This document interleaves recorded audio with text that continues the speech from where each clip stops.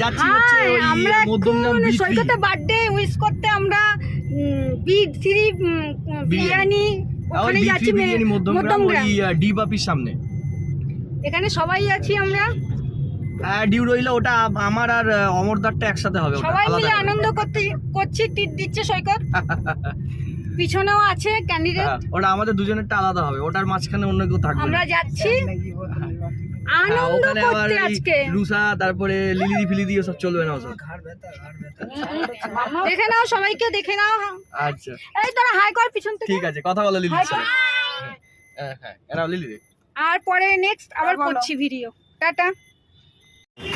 হ্যাঁ চলো, এই আমরা চলে এসেছি আমাদের লোকেশন, এই জায়গা। আমরা ভিতরের দিকে ঢুকছি।